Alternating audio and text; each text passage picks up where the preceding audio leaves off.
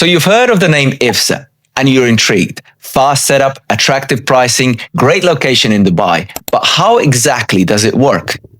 What documents do you need? How long does it take? What are the hidden costs? And which mistakes should you avoid? In this episode, we'll walk you through the step-by-step process to launch your company in IFZA and what you need to know before getting started. Hi, I'm Richard Kupchev from Safari Star. We've helped hundreds of entrepreneurs, from solopreneurs to global startups, set up their businesses in IFZA. It's one of the most streamlined zones out there, but like anything in UAE, there's the right way to do it and the wrong one. Let's walk through it together. Let's begin with the basics. To register your company in IFZA, you'll need a clear passport copy and a passport-style photo. That's the bare minimum for individual shareholders. If you're using a corporate shareholder, like an overseas company owning the new UAE entity, you will also need the usual set of documents: certificate of incorporation, company resolution, memorandum of association, and a power of attorney.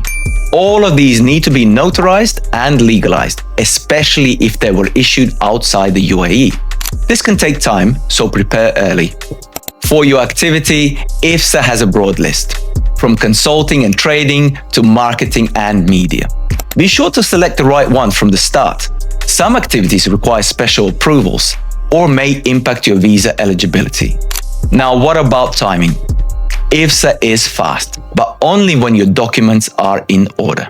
Once submitted, company registration can be completed in 2 to 4 business days. Then comes the immigration file, also known as the establishment card, which can take another 2 to 4 working days.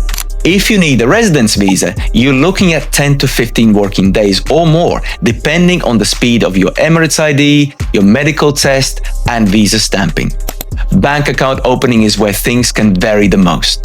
For some, it takes 2 weeks. For others, it can take over a month. It depends on your nationality, business activity, and the bank's international compliance.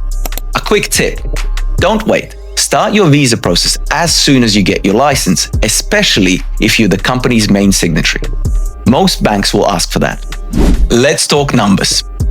A basic IFZA package with no visa starts at around 11,900 dirham. That includes your trade license and your company registration. If you need visa allocation, add around 2,000 to 3,000 dirham per visa slot.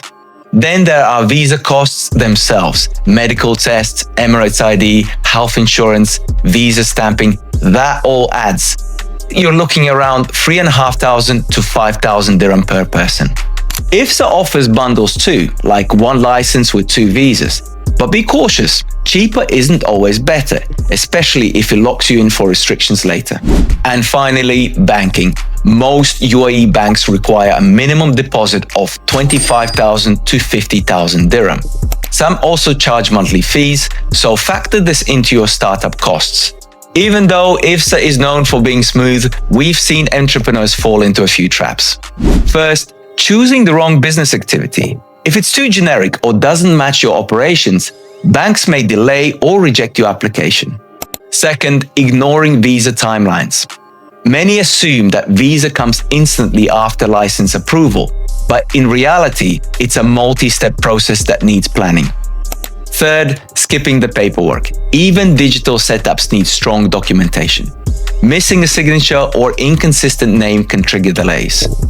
And finally, understanding compliances. From VAT to bookkeeping, UAE companies, even in free zones, are expected to follow the local laws. So how do you get it right from day one? Here's a few tips.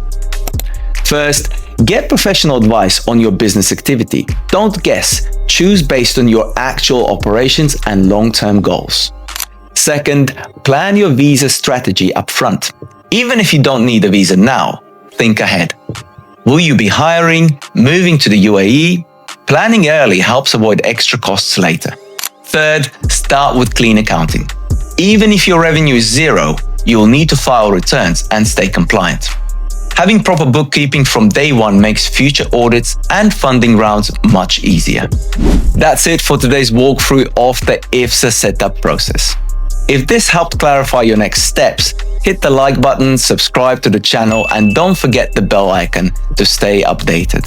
In our next episode, we'll explore how to stay compliant once you're up and running, including corporate tax, ESR, VAT, and renewals. Because setting up is just the start. Staying on track is where the long-term success really begins. See you in episode 3.